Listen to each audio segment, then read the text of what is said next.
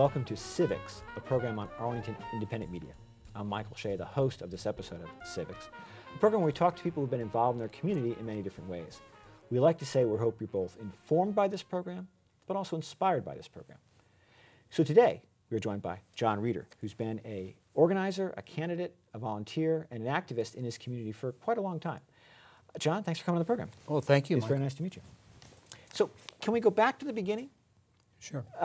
What do you think was the first time you were engaged in your community?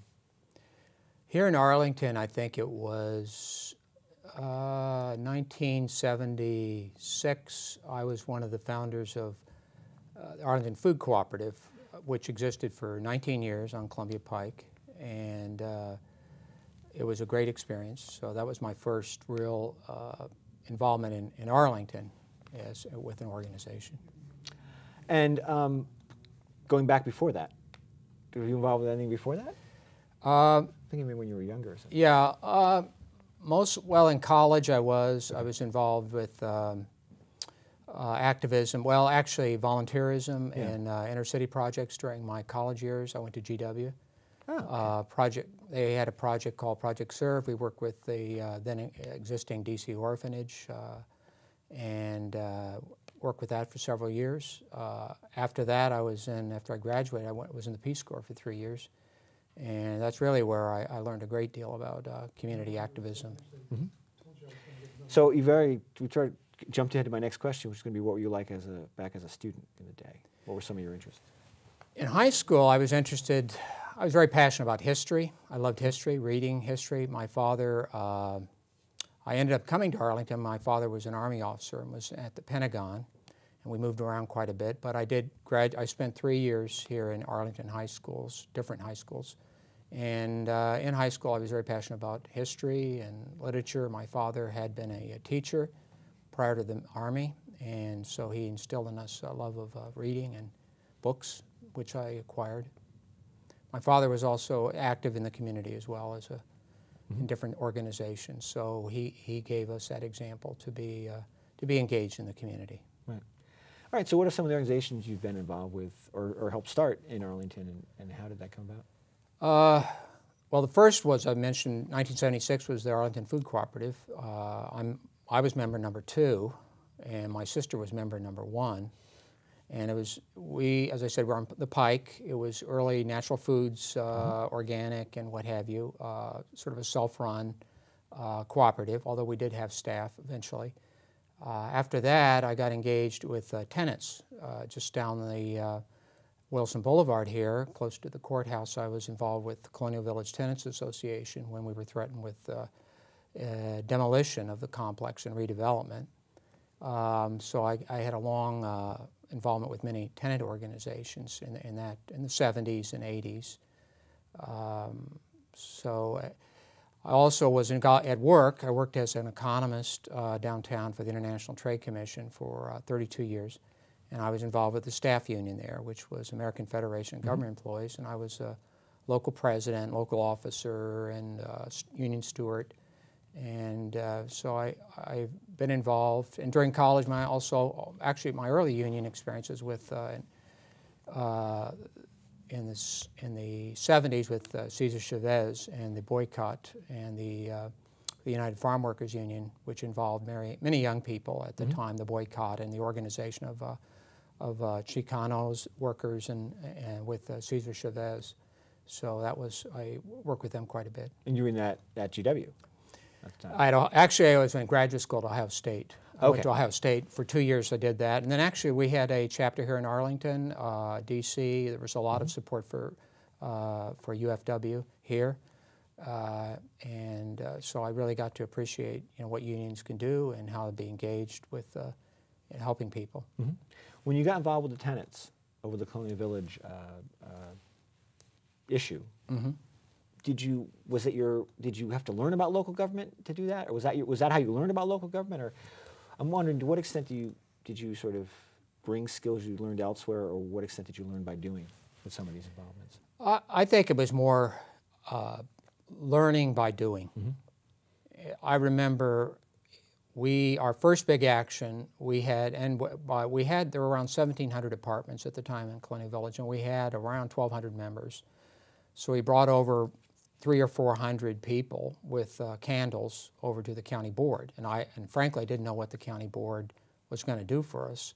We were facing the developer, who the owner was Mobile Land Development Corporation, which was a subsidiary of Mobil Oil, and so we really had our hands full, and we learned by doing. We had a very talented group of people.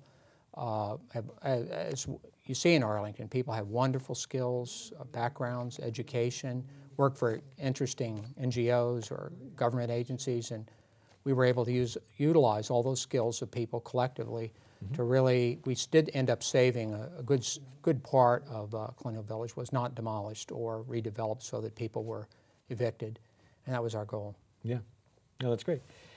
And then what else have you worked on since then? Or actually, I want to jump back to the food cooperative for a second, because that sounds like that would be involved a lot of learning by doing, setting that up. Well, the only thing was, I was in the Peace Corps. I worked for 3 years with a cooperative. Ah, okay. And so I got a lot of background information. We were trained in how cooperatives run, bookkeeping, accountability, functions, and so I took a lot of the skills I had gotten about cooperatives. Where you volunteer? I was a volunteer in Brazil. Okay. And I think also that was very formative for me because I was 22 when I went into the Peace Corps, and I was fortunate to work with some very talented Brazilians and Americans, a lot of whom were associated with the Catholic Church. The programs were started by bishops and by priests who were very much trying to work with the people, and then they placed American Peace Corps volunteers to work in these cooperatives, working with low-income people.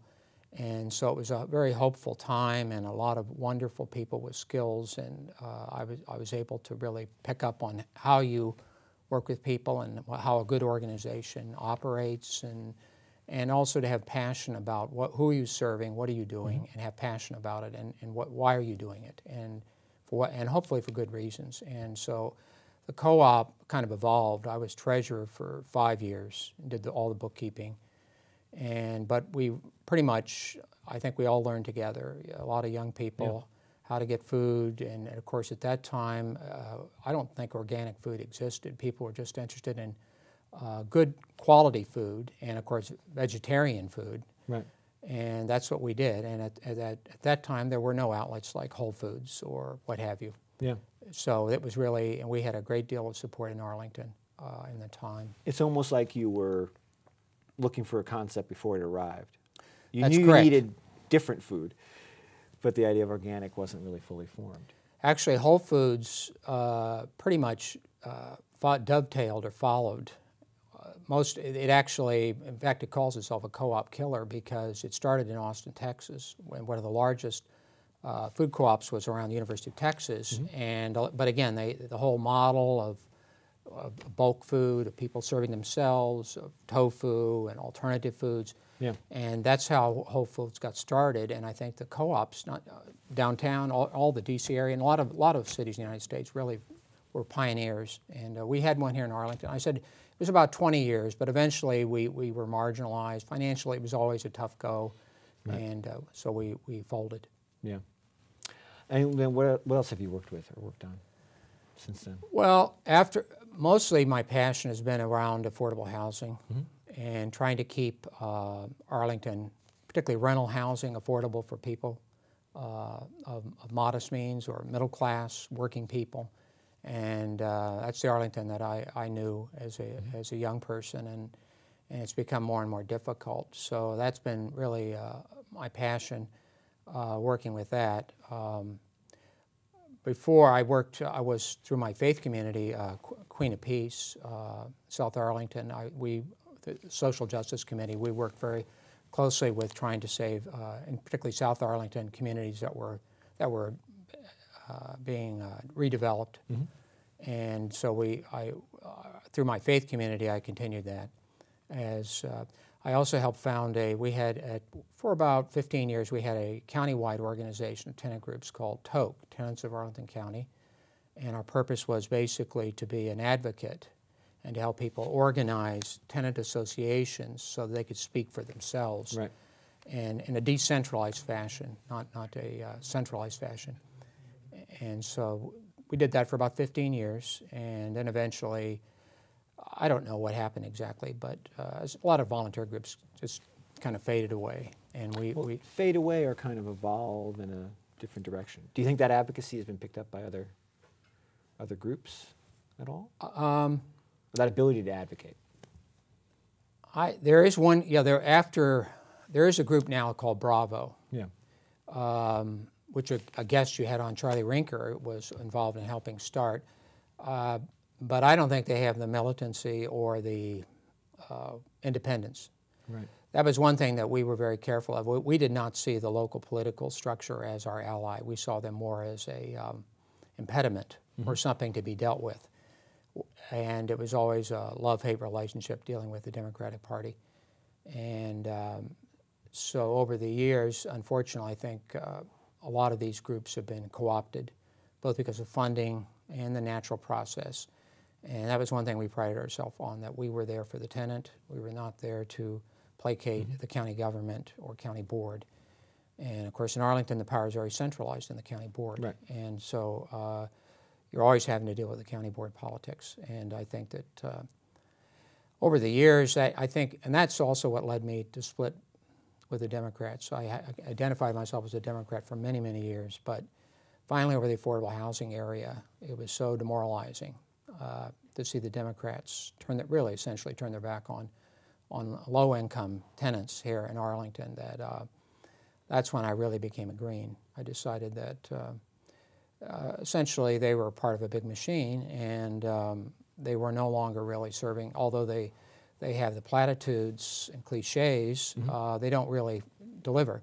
And I felt that a third party was more likely to champion those issues. And that's really what fundamentally drove me out of the Democratic Party. Do you think on that issue it's the lack of decentralization that it plays a key role in losing the ability to represent the tenants effectively? Do you think that's been the biggest problem, or a big problem? It's difficult. I guess you say lack of decentralization, right? The tenant associations have lost that ability to focus on. Yeah. It's very difficult to keep a community organization going. Right. In general, when you have a crisis, people will spring forward and volunteer and work together. But then when the crisis is abated, then I think it's more difficult to keep a group going. Yeah. And we found, particularly a totally volunteer organization, so we found a lot of the tenant associations they would spring up, they would have a victory or maybe a defeat, and then it was hard to keep their leadership going and keep their membership going, and so maybe its time had come and gone. I don't know. It's a volunteer model. It was a change. The other thing was, I think in Arlington over the years we had there were demographic changes. I think a lot, particularly the Latino community coming in more and more, and initially it was very hard to organize, to work with Latinos. I think back to Buckingham as an example, there was so many different immigrant groups there. It was very difficult to organize them, that to try to get them to work in an organization, because even among Latinos from, well, let's say Central Americans, there's not the unity that, right. And so we found it difficult to get the new type of tenant living in low-income housing to be engaged, and so that was part of the issue too. I think there were changes, demographic changes, what have you. And there's so many communities within that term Latino that it's almost misleading to think of it as a community. Buckingham, our last big project, we were working there. We had our paid organizer was from Chile. The head of the Tenants Association there was from Peru. About half the tenants were from El Salvador, but then you had Bolivians and what have you, and there was a lack of trust. There was a lack of real trust, not even among the Latinos and the Anglos, but and then there was a significant African-American community. So it was difficult to build a consensus and to get people to work together, and So I think that was our last big project, and we were receiving money from the Catholic Church, Campaign for Human Development, but I think we just realizing that it wasn't quite right. Yeah. And so we had a real difficulty of getting people to work together. And also there were some pretty powerful commercial forces. You were against developers who had very deep pockets in unlimited money. For example, Villages 1, 2, and 3 at Buckingham were ultimately bought by USB Bank, UBS Bank, United Bank of Switzerland. So you're up against some very deep-pocketed financial concerns, and a group of basically of tenants fighting a developer like that is often not a fair fight. And the other thing, this isn't really Arlington at all. This is just a general problem with trying to organize and make low-income communities effective. Is they're very stressed. You know, so many of them are working 2 jobs. They're just in a position where they don't have the time or the energy to show up for the meetings and turn out on a consistent basis. Exactly. I remember another case, Arna Valley, we were working in Arna Valley trying to organize the tenants. It ultimately was demolished by a large real estate trust. But several years before that, we were trying to organize it because we felt it was on an endangered list. And it was very difficult because, as you said, we'd have turnover. We'd develop a leader who was a cook at a fast food restaurant. And then he would get a better job, or he just, he's working 60 hours, 70 hours to survive, and he just couldn't come to the meetings or whatever. We'd have leadership training. It was very difficult to get people to do it. And so that was, you're right, exactly right. That was a very difficult, we had a lot of difficulty organizing. But I said we worked very, well, it was very good for 15 years or so, and we worked on, of course, try to get changes with the county government, changes with the state government for tenants, and but do you feel like you've had any successes on the state level for tenants? Not really. Well, there was actually there is the law, the Virginia Residential Landlord Tenant Act, VRLTA, was actually passed because of tenant activism in Arlington, but actually that was a little before I was working with the tenants. But we did get, there was a lot of support among the Arlington delegates and state and senators to the General Assembly. So we did get a statute through regulating commercial tenants, the tenants that are in these larger complexes. Right. So, and we do have, to this day, we have a tenant landlord commission here in Arlington. There's actually a Green, Kirit Mukherjee he's a Green Party member. He's the chairman. He's a tenant. So we do have some avenues now for tenant issues, trying to deal with them. I think the county government in that regard, just through persistent tenants advocating, have continued to be heard. So I think we made a difference in the county ordinances and some of the state laws. Yeah, because state in Virginia can seem, from a Northern Virginia perspective, can seem very frustrating at times. Oh yes. Trying to get changes. Oh yes. So it's without authority. We're what they call a Dillon rule state. So without specific authority, Arlington can't do very much. So it's always been an impediment to local rule. All right. So you've talked a little about what moved you into the Greens, away from the Democrats. You've also been a candidate twice. That's correct. What motivated you to run? It's one thing to work for a candidate, but then you became a candidate.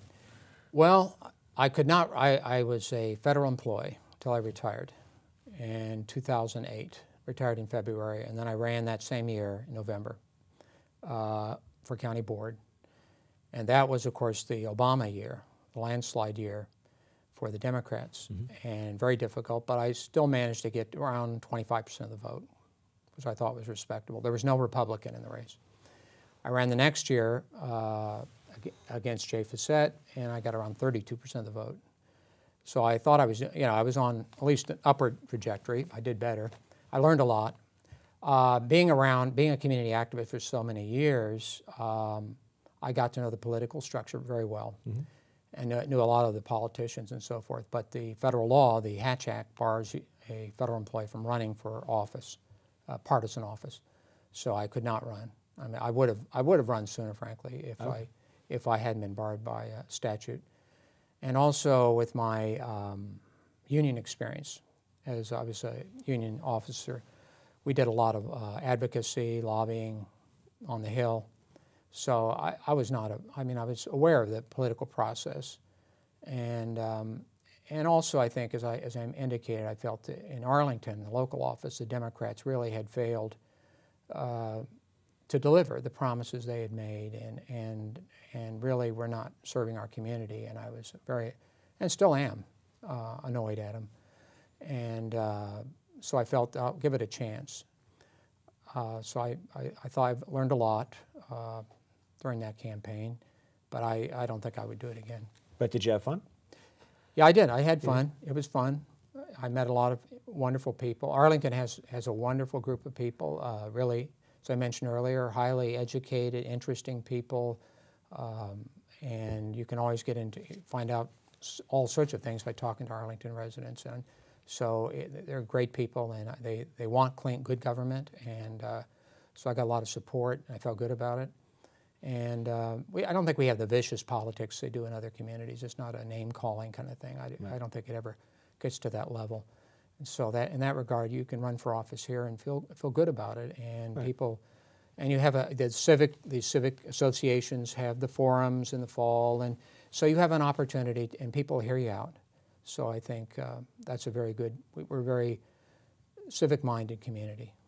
That's a very good point. I think people don't make that point often enough. We are lucky in that regard. We are, and we have people of goodwill and who really just want good government, good schools, want the trash picked up, good government, clean government, efficient government, and maybe innovative stuff, and we can do that too. So I think if you run as a candidate in that regard with some ideas, and I think you'll be received well. And I was. Right. So what? You talked about affordable housing being one of your prime concerns. Are there any issues you have not worked on that interest you, that you see yourself maybe down the road working on? That's a good question. I'm also interested. I was because of my Peace Corps experience, I was associated with agriculture, and so I have a real keen interest in organic agriculture. I helped a couple of years ago. We did start in Westover area. We started a farmers market.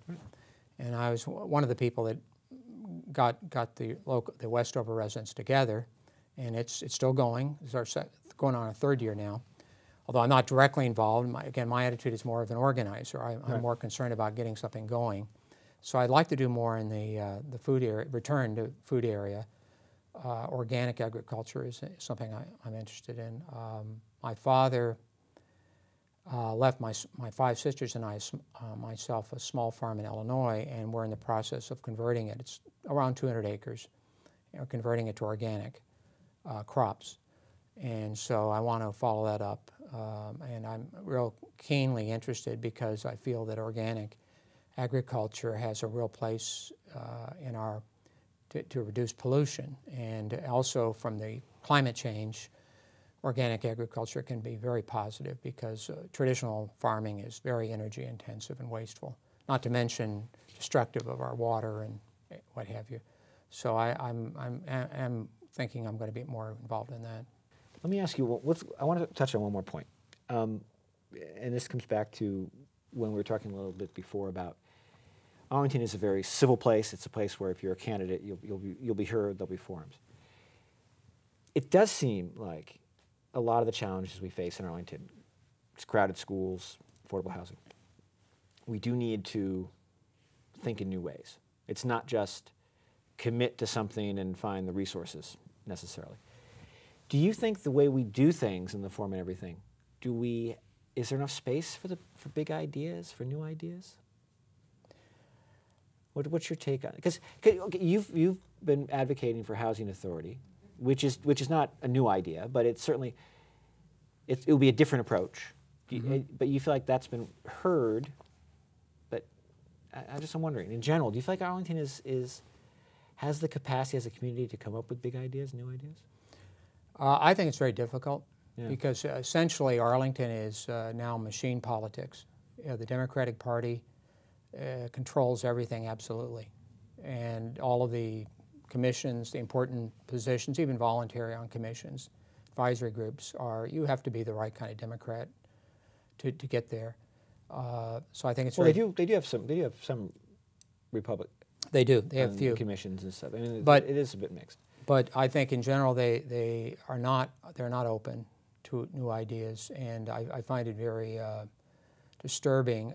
Greens have come up with, not just in affordable housing. Several years ago, 3 or 4 years ago, we proposed that they ban plastic bags that are given away, free plastic bags at retailers, at large retailers. Right. And they dismissed it immediately, the county board. And even though we had information and support from Richmond, actually, the Department of Environmental Quality said that it was permissible as a local ordinance. And again, there seems to be, even though there didn't seem to be any on the part of the county board Democrats acceptance that this idea might work. I don't know. There's a number of, I think it's very difficult. And I have to say, we supported John Weisstead, who won the primary, won the election, actually. And he's an independent, former Republican, but we found him open to our ideas. And one of our key issues is waste in government. There are projects here that the streetcar, the aquatic center in South Arlington, $60 million, we find appalling. And meanwhile, there's no support for affordable housing. So, we just find the mix of what they're spending it on. And you mentioned the schools, another huge looming problem. Yeah. Where are we going to come up with the capital to finance this school expansion that we need? But so I don't know. I'm hopeful, actually, since John Weisstead got elected, that maybe we will have a change in tone, and that they will accept people, the outliers, people like the Greens or maybe the Libertarians or even Republicans, or Democrats who don't think like if you're not one of the insiders. There are a lot of Democrats who are not insiders, they're national Democrats, but locally they're pretty open. Their vote is up. Yeah. They distinguish between national voting for Congress or president, between local. Well, that's a different vote. And so those are the people I think we could be more pragmatic. And I agree with you. We're going to, with our the schools problem, it's going to require a lot of new ideas. And I hope we are. I hope that, like Weisstead's election indicates, that maybe this gridlock, or not gridlock, but this monopoly really of power, we have people who aren't your traditional just machine Democrats and are willing and listen to those of us who are not Democrats, essentially. We're not hardline, we're not Democrats. Well, I should mention, I'm very strong supporter of Alan House in the election, and I have a lot of respect and admiration for Alan House. But I agree Arlington should do a better job of coming up with new ideas. And I guess we might disagree about what that means electorally or tactically. But because we are Arlingtonians, we can disagree very respectfully. I agree. I look forward to the fall election, actually. Yeah. And a lot of the discussions in the forums. Thank you. All right. Well, I want to thank our volunteer crew here at Arlington Independent Media. We've had Heff Munson on camera. We've had Steve Cordle and Hilary Freer in the booth. Failte has also been in the booth.